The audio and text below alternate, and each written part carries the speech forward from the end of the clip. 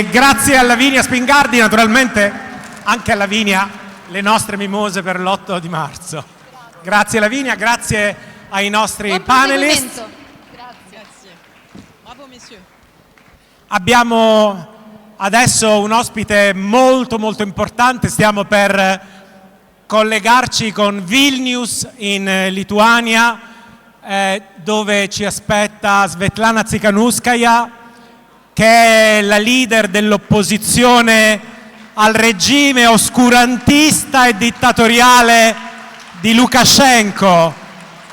Un tempo si diceva l'unica dittatura d'Europa, oggi sappiamo che non è solo, purtroppo, con il suo socio in affari Vladimirovich Putin, anche Lukashenko rappresenta purtroppo una grande macchia nei diritti umani e Sviatlana, con il suo coraggio, quando suo marito Sergei è stato arrestato, si è presentata alle elezioni presidenziali, elezioni che praticamente il mondo democratico e civile non ha riconosciuto, l'esito non è stato validato da nessuno degli osservatori internazionali.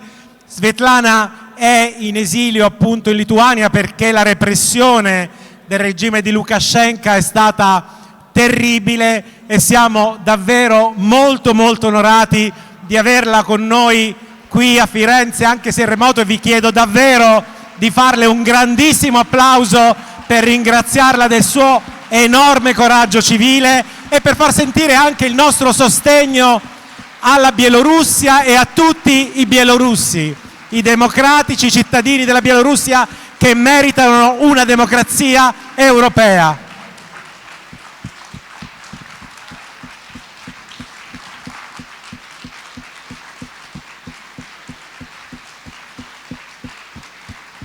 Hello, Sviatlana. Hello. I hope you can hear the applause. Everyone is standing up to thank you for your courage and for everything you've done and you're doing for your country. Thank you. Of course, I hear your applause, and let me, of course, thank the European Democrats for all the support and for your solidarity. Thank you for giving me the floor and keeping Belarus on the agenda. Let me thank to each of your parties for standing with us. And in particular, I want to thank Frederick Petit, my dear friend, for your enormous dedication to Belarus.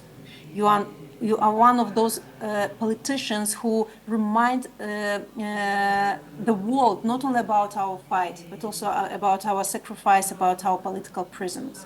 And I also want to thank the members of the Italia Viva party here today for your work in the group on democratic Belarus in the Italian parliament. I encourage parliamentarians from other countries to join such groups in your parliaments as well. Your solidarity and your support gives us hope and strength to carry on. Thank you very much, Sviatlana. Hello, Sviatlana.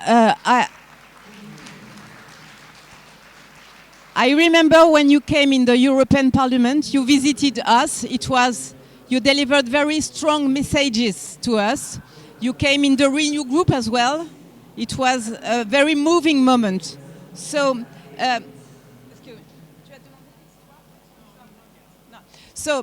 the first question we have is about your story.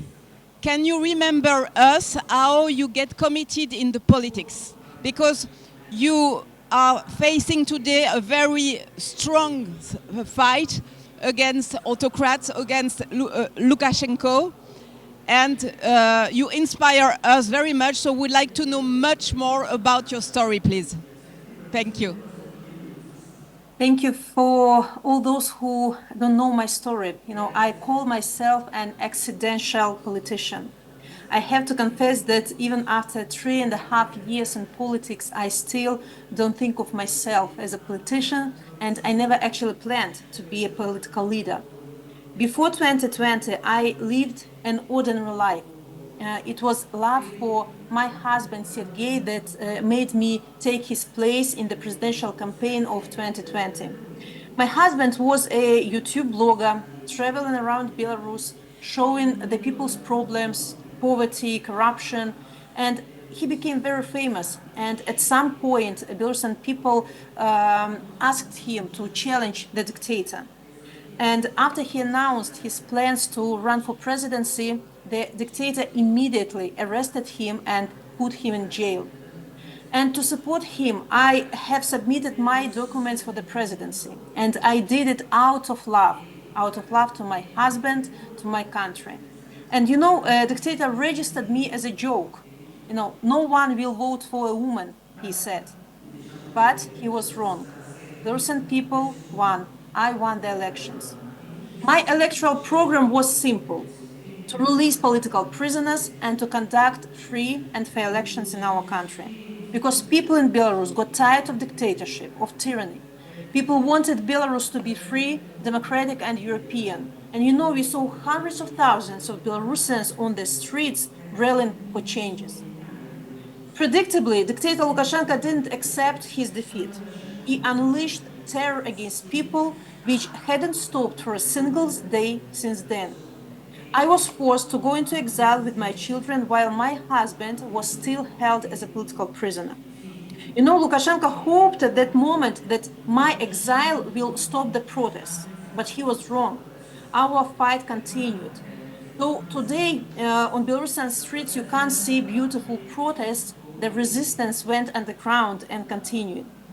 You know, I still feel support of my people. I feel that people didn't give up the fight despite terror.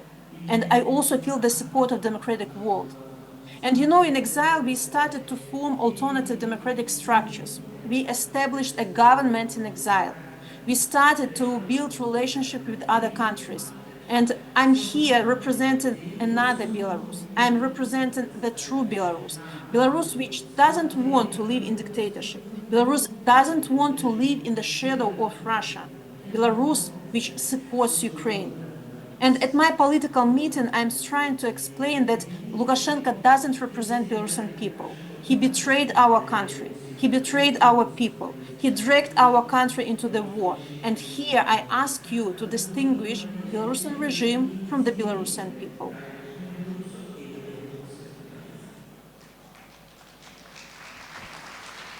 Sviatlana, I think Belarus looks very much like what Ukraine would look like if the Russians won the war.